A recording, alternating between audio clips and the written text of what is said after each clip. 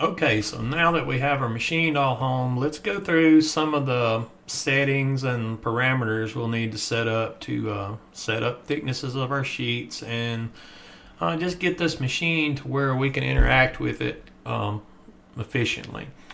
One of the questions I get a lot is my machine is in metric and I don't like the metric system myself, and they want to know how to change it from metric over to imperial, which is inches, psi, stuff like that.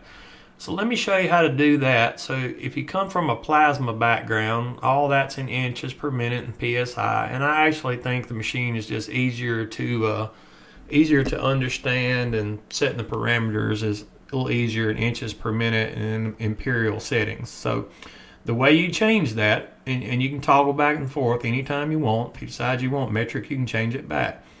That setting is over here in the global command. So we want to click on global and come to our global parameters here. Now, there's a lot of stuff all this is in inches per minutes and seconds and microseconds. None of this stuff over here really needs to be changed at all. So what we're concerned with right here is unit selection. So, and you can take this sheet and you can look at all my parameters in here. I haven't really changed anything. You can compare it to what yours is as if you have a problem. But what we're concerned with mostly is right here in the unit selection. So mine came in millimeters. I do not care to have it in millimeters, so you just click here, change it to inches. The time set up in seconds or milliseconds, or whatever that is considered. I don't like metric, so I don't use it, but I set mine up for seconds. Speed, millimeters per second, that's what it comes in. I like mine in inches per minute because it's set up the same way a plasma was, and that's the machine I came from, so it's just easier for me to graph speed. Acceleration is in G-force. You can set it to other things. Gas pressure, I really like the gas pressure in PSI. That being said, let me explain a couple of things to you. I'm going to move this menu down just a hair. Keep in mind, it will not change this. This is where we're going to read our actual gas flow, and it will be in bar, but I'm going to show you a neat way to convert that from PSI to bar really quickly with your calculator that's on your PC. Now, your power rating, I keep my power rating in watts. You got a 2,000 watt laser. I like to keep it in wattage versus percent, but whatever is easiest for you to understand and use will be sufficient. So now, while we're on the subject, the gas pressure is a very simple way. If you'll come down and pull up your calculator on your machine, you can actually come here and come down and click on pressure, and it changes the way your calculator functions. So if you want, let's just say pounds per square inch, you set it for pounds per square inch, set it here for bar. So I've got 0 selected here. So let's just say, I know we cut aluminum at 150 psi. So 150 psi, it automatically tells you what it is in bars. So 150 psi is 10.342 bar. Another one that I use a lot is you can click here and clear everything. Another one that I use a lot, I use 4 psi a lot. So that's 0.275 bar. So that's an easy way to convert that, and it's on your machine. You can also do it if you have an iPhone. I don't know about the Androids, but I know if you have an iPhone, you can use that as well. And it's very easy. It's the same procedure on your calculator on your phone, because the reason I wanted to explain that was because a lot of, like on our nitrogen, we don't have an automatic valve on the nitrogen that adjusts the nitrogen pressure. You have to adjust it at your regulator. But I got tongue tied there a little bit. told you I was going to keep this like layman's terms. So I'm not going to edit any of that out, by the way. We're just going to roll with it. So gas pressure, the valve does not adjust the pressure like it does for oxygen on the machine. Now oxygen, it will automatically adjust the pressure when you set it here in your layers, but no matter what, you have to go out and set your pressure. So if you want 150 psi of nitrogen, you're going to have to set it at like 10.2 bar, and that's how you set it right here. It's a little bit, it can be a little aggravating sometimes, but go out there, turn your regulator up, and come in and hit blow, see what it's at, walk back outside, turn it up or down a little bit, get it to 10.2, and then you're good. All right, so now when you change, getting back to this, when you change these settings, you need to make sure you hit apply here and OK. Now you can X out of that. Now all your settings will be in PSI and inches per minute and things of that nature. So let's look at the next thing we're going to do is look at setting up our layers for a cut and different materials.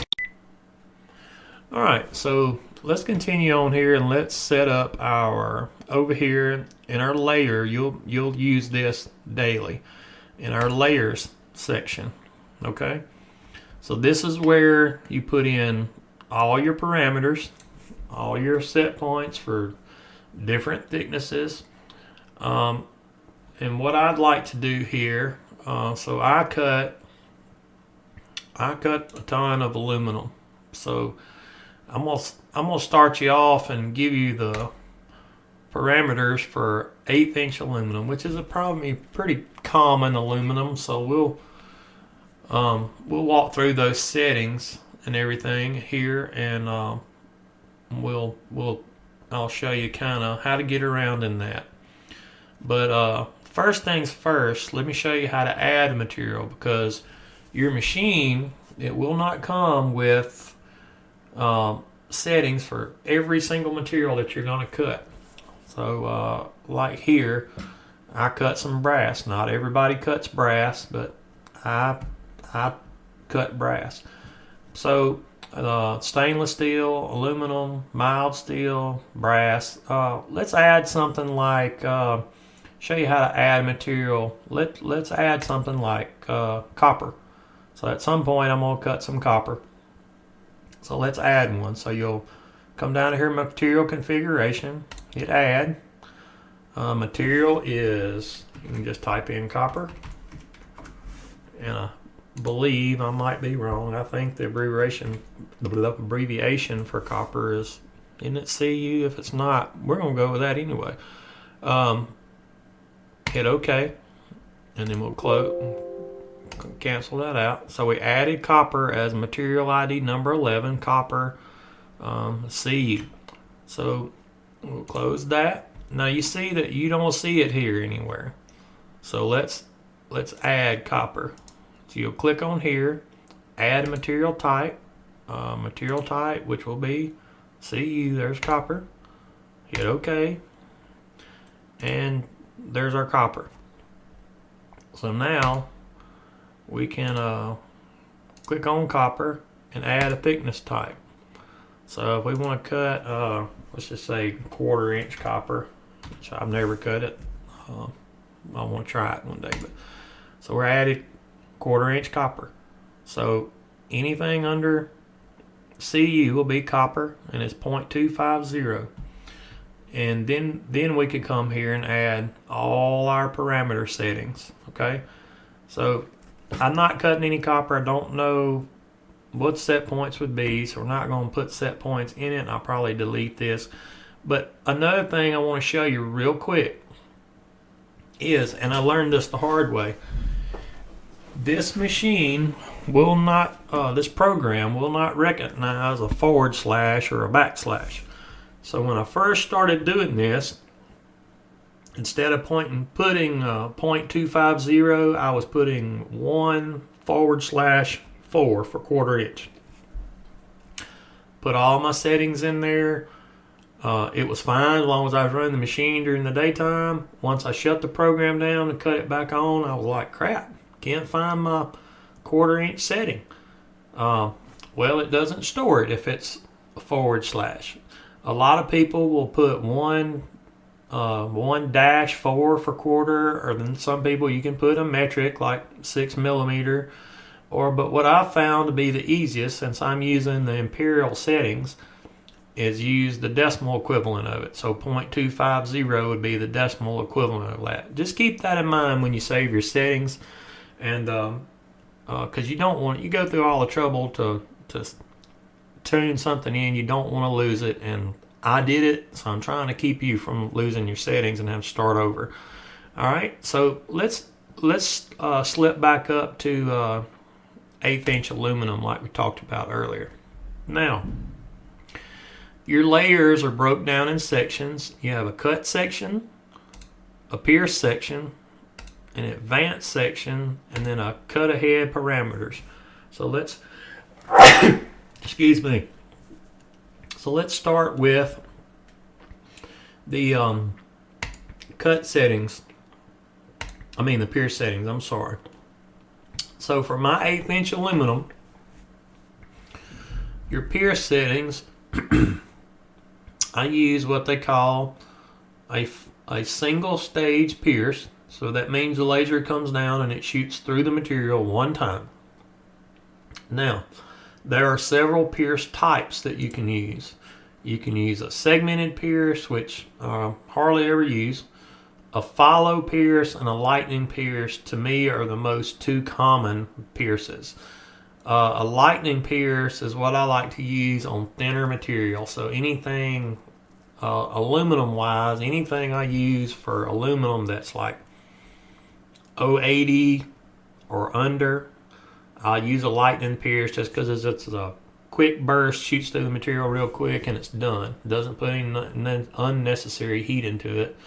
Now, a follow pierce is what we'll be using here. A follow pierce actually comes up to a predetermined height, the laser cuts on, and it pierces, and the head moves down. It follows down to the plate to a certain set point, and you blow through the material that way, and that creates your pierce hole. Now, we're using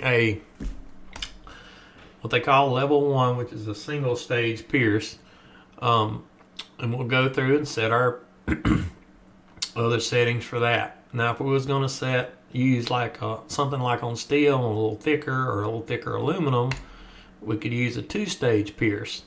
Then you'll just click 2.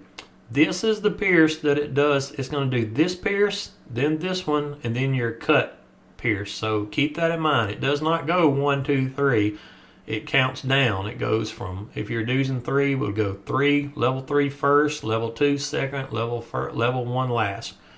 So we're using just a single pierce. So let's go through our other settings here. You have pierce time, which is, I've got pierce time set at ½ second because you can see here, I'm in seconds. Pay close attention to that, because if you're in milliseconds or something like that, it's going to be different.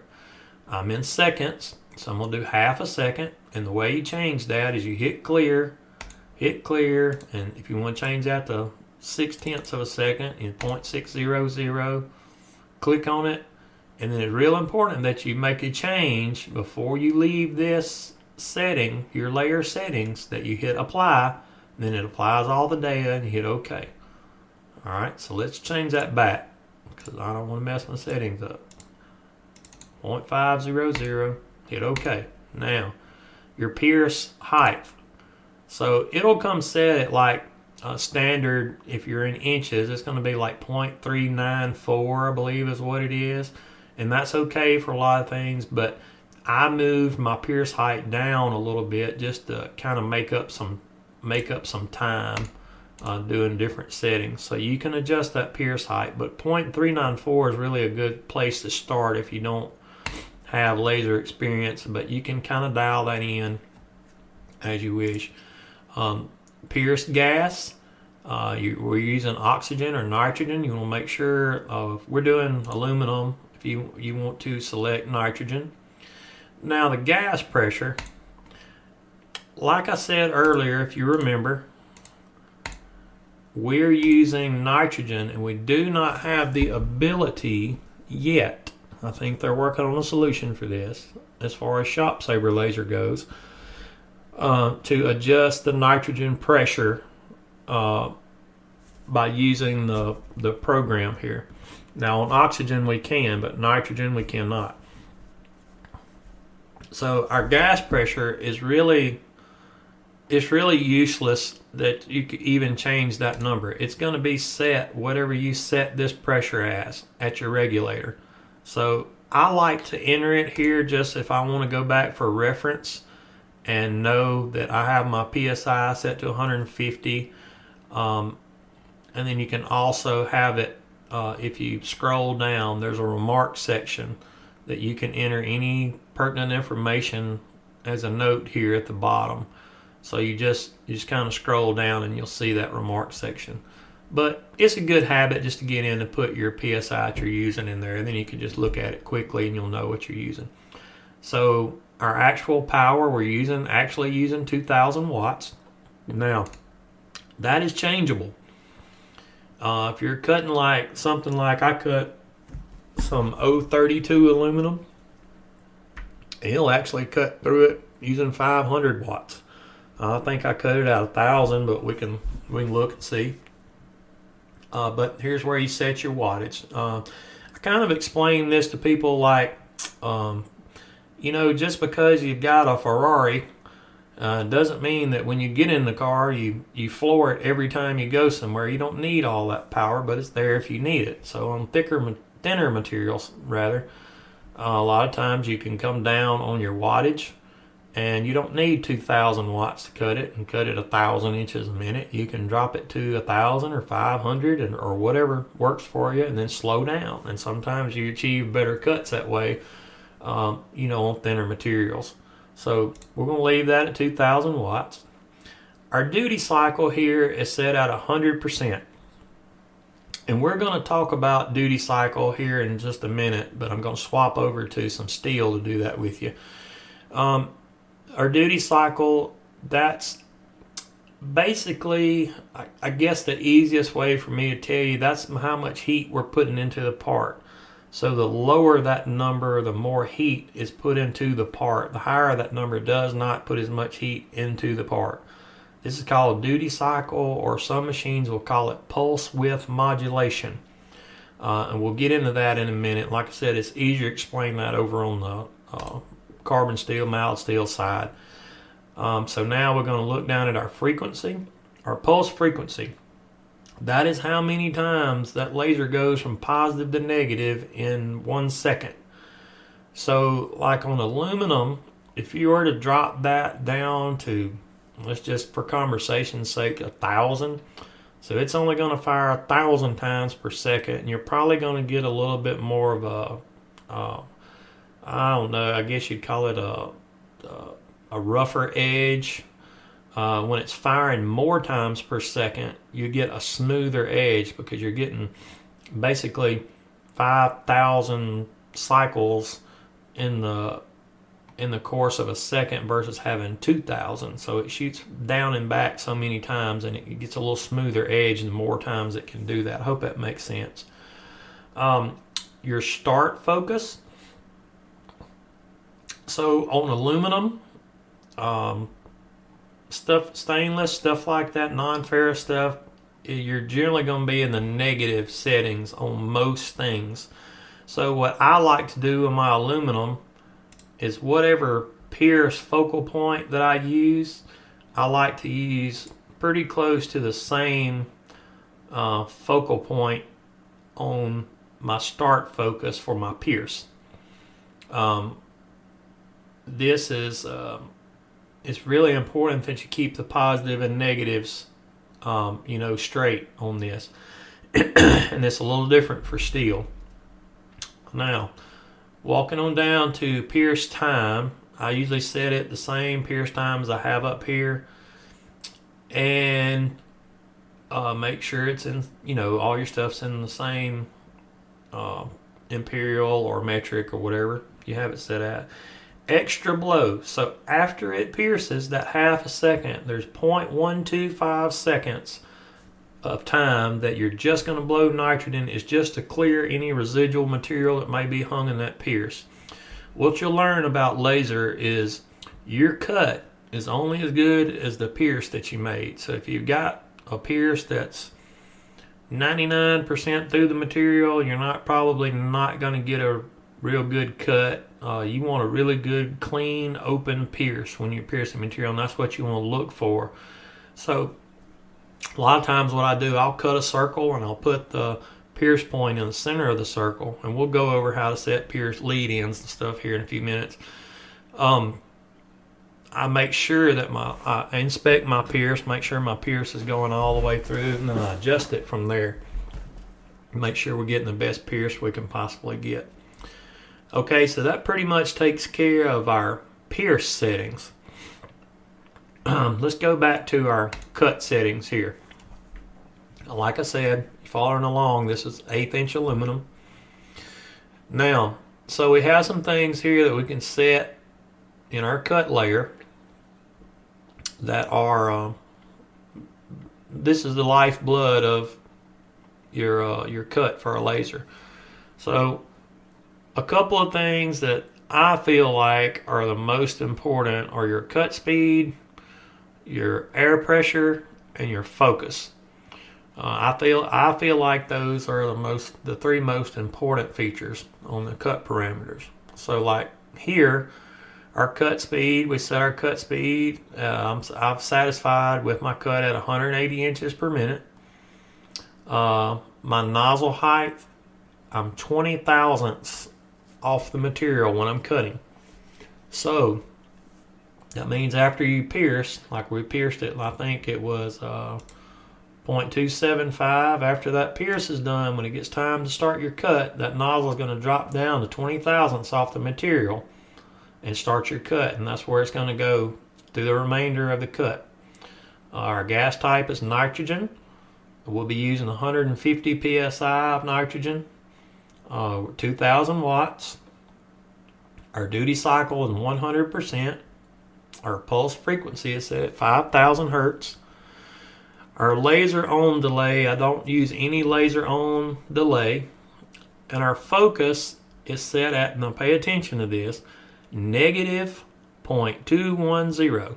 Okay? So let me show you. When you go to change that, a good habit to get into is go hit clear, and then you'll hit negative and then 0.210. Okay? So just pay special attention to that, because you can do negative 210, negative 210, and it's not the same. So it gives you some out of the world setting that is not what we're looking for at all. So you make sure you hit negative and then 0.210 and hit OK. Now if we wanted that to be positive, we just click on positive and it'll change it. But we want that to be negative. We're negative 0.210. Hit OK. Alright, now excuse me. Up here, like the nozzle used, that's not even relevant on the nitrogen settings. Like I said, we're going to set our pressure at a regulator, so that's not really even relevant right now. So you have some advanced things. You have like a defilm layer. Let's just say if you had some aluminum that had a film, like a non-scratch type laser film on it, and you wanted to burn through the film first and then cut the material, you could. This is a whole different layer. So all your layers are listed over here to the right. So you'd want to click on your defilm layer and then see all your settings have changed. So you'll have to dial that in. I don't use that because I don't cut anything with any paper on it, but I'm sure I will at some point. So this is just an option that's there for you. So we'll click back. So your cut layer will always be your large layer, by the way. and we'll get into how to use different layers later on in the program.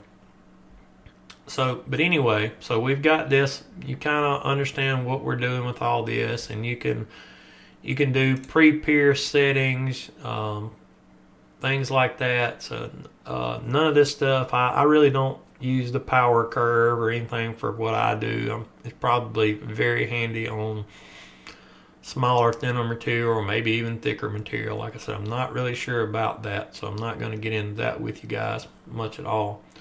So the main thing is when you change anything here before you exit this setting, you're going to hit apply, and it says applying data, and then you're going to hit OK, and then you're out of it. So that gets our material, different materials put in the program, and your layer and your global settings. So we have that accomplished now. So the next step would be, to draw apart or import apart, and we'll go ahead and look at that here on the next section. So stay tuned.